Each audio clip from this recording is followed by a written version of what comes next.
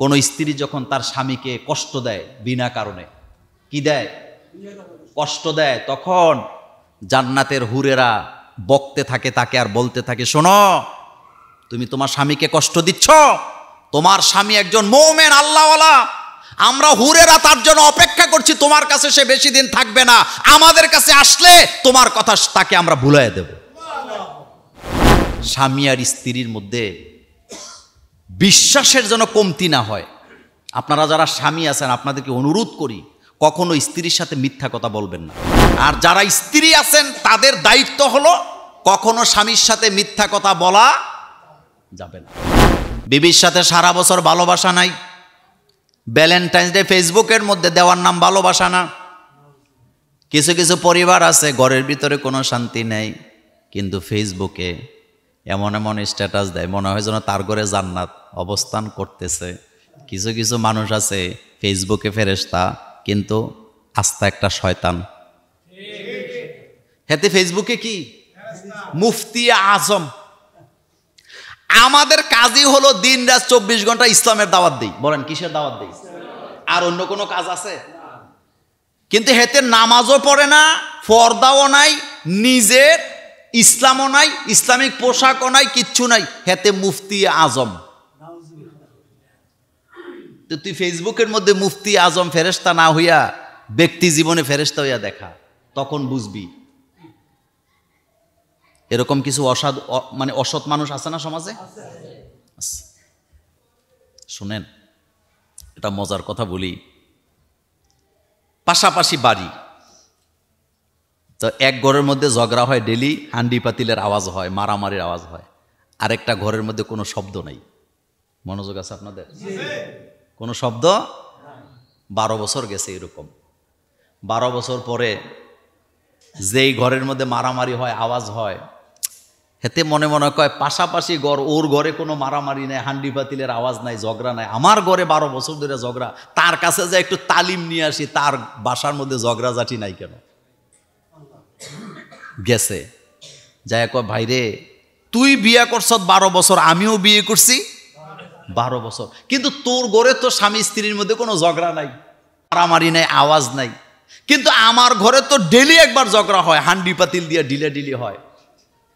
কারণটা কি? তোর ঘরে এত শান্তি, জান্নাতি পরিবেশ, কি কারণ? তো যেই ঘরে আওয়াজ হয় না, বেচারা বলতেছে, ভাইরে তুই তো দূরের থেকে দেখছ আমার ঘরে জান্নাত বিরাজ করে, তবে শুন, যেদিন আমি বিয়ে করছিলাম, বাসুর ঘরের মধ্যে স্ত্রীর সাথে একটা কন্ট্যাক্ট করছিলাম। কন্ট্যাক্টটা ছিল এইরকম যে আমি যদি রেগে যাই তুমি চুপ থাকবা, তুমি যদি রেগে যাও আমি চুপ থাকবো, আমি কোনো কথা বলবো না। তুমি যদি রেগে যাও আমি ছাদের উপরে চলে যাব, আর আমি যদি রেগে যাই তুমি কোথায় চলে যাবা, তাইলে তো আর ঝগড়া হবে না। কিন্তু সমস্যাটা হইল, এই চুক্তি করার পর দিন থেকে আজকে পর্যন্ত 12 বছর আমি ছাদের উপরে আছি, ঘরে আর যাইতে পারি না। এই হলো জান্নাতের নমুনা। এটা কিসের নমুনা? জান্নাতের নমুনা।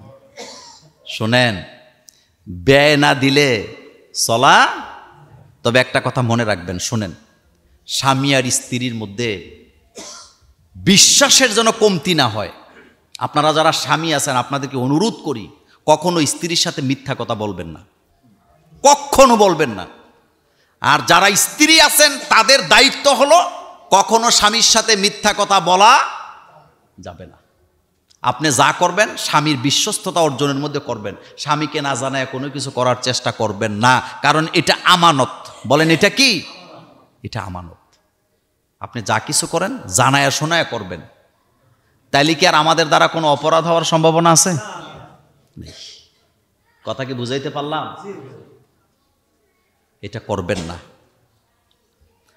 তাইলে অরিজিনালি ভালোবাসেন প্রমাণ হবে।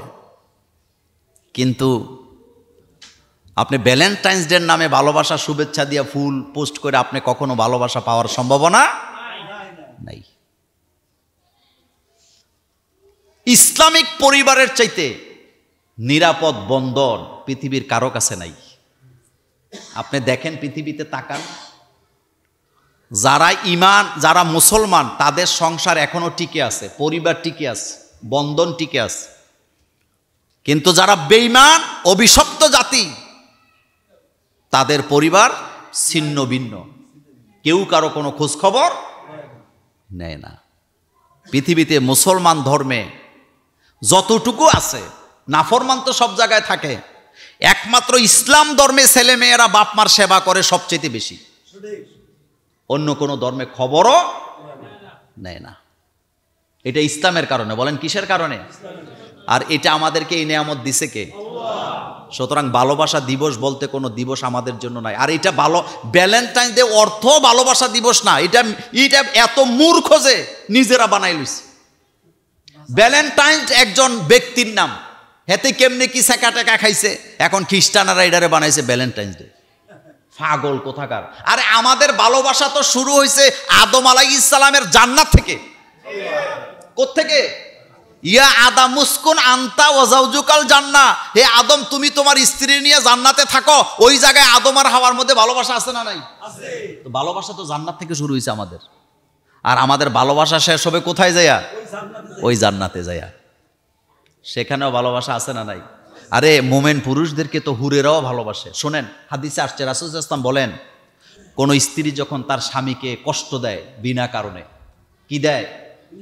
কষ্ট দেয়, তখন জান্নাতের হুরেরা বকতে থাকে তাকে আর বলতে থাকে, শোনো তুমি তোমার স্বামীকে কষ্ট দিচ্ছ, তোমার স্বামী একজন মুমিন আল্লাহওয়ালা, আমরা হুরেরা তার জন্য অপেক্ষা করছি, তোমার কাছে সে বেশি দিন থাকবে না, আমাদের কাছে আসলে তোমার কথা তাকে আমরা ভুলাইয়া দেব।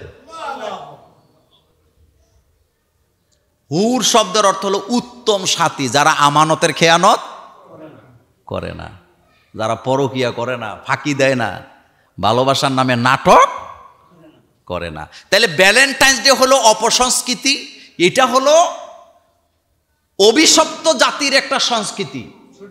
এটার সাথে মুসলমানদের, ইসলামের, মুহাম্মদ সাল্লাল্লাহু আলাইহি ওয়াসাল্লামের উম্মতের কোনো সম্পর্ক নাই। আমার কলিজার ভাইয়েরা, অনেক কথা বলার ছিল, কিন্তু সময় যে এমনভাবে যায়, সময়ের সাথে আমি পারি না। কেউ হিংসা করে কিনা, কার মধ্যে হিংসা আছে, এটা খুবই গুরুত্বপূর্ণ। তো হিংসা করে কিনা তার লক্ষণ হলো 8টা। মানে কারো মধ্যে যদি 8টা চরিত্র দেখেন, কয়টা? 8টা স্বভাব দেখেন, বুঝবেন তার মধ্যে হিংসা আছে। নাম্বার 1, কেউ আপনাকে অনুসরণ করছে কিনা গোপনে, এটা হিংসার একটা লক্ষণ। আপনারা খেয়াল রাখে, আপনি কই যান, কার সাথে ব্যবসা করেন, কিভাবে ব্যবসাটা করেন, এটা কিসের লক্ষণ? হিংসার লক্ষণ। নাম্বার 2, কেউ যদি আপনার সামনে এসে আপনাকে তোষামুত করে, বলেন কি করে? তোষামুত করে। সামনে আইলে খুব ভালো দেখায়, কিন্তু পেছনে গেলে আপনার গীবত করে, এরকম কিছু আছে না? বুঝবেন সে আপনাকে কি করে? হিংসা করে। নাম্বার 3, আপনার ছোটখাটো সফলতায় যদি তার মধ্যে ঈর্ষা জাগে, মানে সে এটা, মানে তার চেহারাটা জানি কেমন কালো হয়ে যায় আপনার সফলতায়, বুঝবেন তার মধ্যে কি আছে? হিংসা আছে। নাম্বার 4,